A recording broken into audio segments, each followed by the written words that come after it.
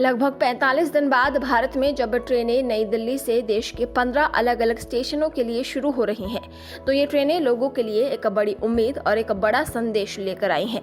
उम्मीद ये कि अब आम आदमी जो लंबे समय से अपने घर से कहीं दूर अटका हुआ था या फिर उसे कहीं काम से किसी दूसरी जगह पर जाना था, वो अब जा सकेगा।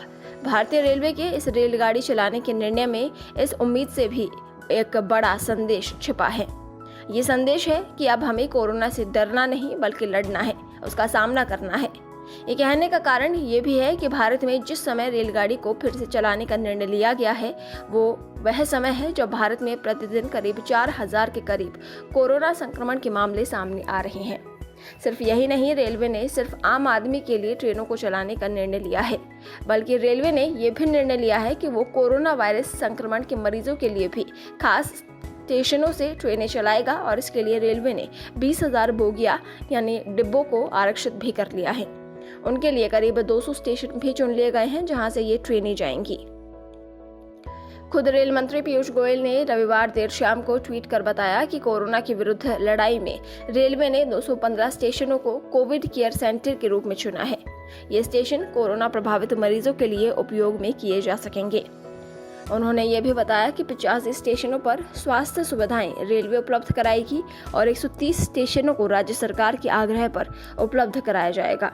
साथ ही गोयल ने बताया कि भारतीय रेलवे कोरोना वायरस देखभाल केंद्रों के लिए 20,000 कोचों को आरक्षित करने जा रहा है।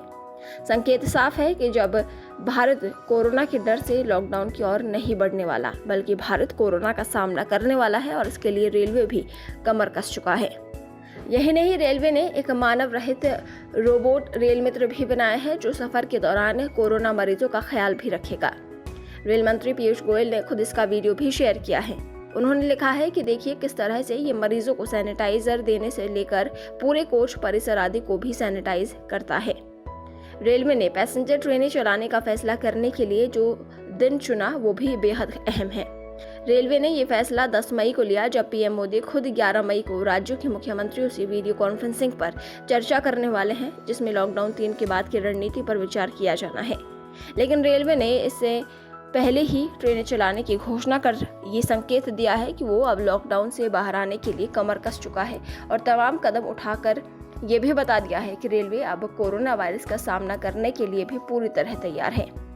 रेलवे के इस निर्णय के माध्यम से मोदी सरकार ने एक तरह से देश को ये संकेत दे दिया है कि अब और राष्ट्रव्यापी लॉकडाउन की जरूरत नहीं है, बल्कि अब समय है कि इससे बाहर निकला जाए, चरणबद्ध तरीके से और पूरी सावधानी के साथ।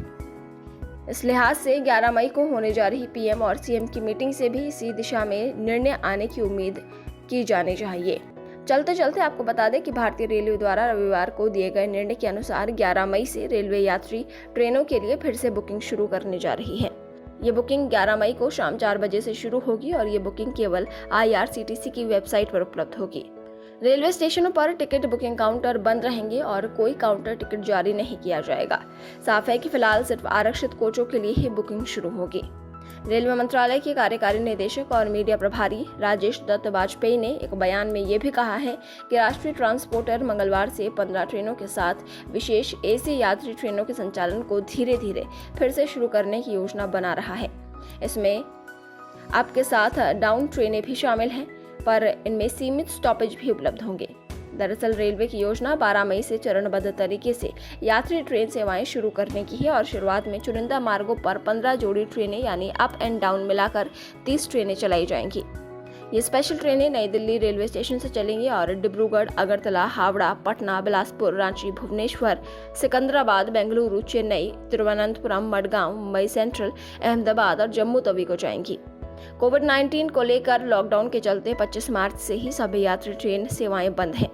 भारतीय रेल का कहना है कि इन 15 जोड़ी ट्रेनों के बाद वो दूसरे रूट पर भी स्पेशल ट्रेनें चलाएगी।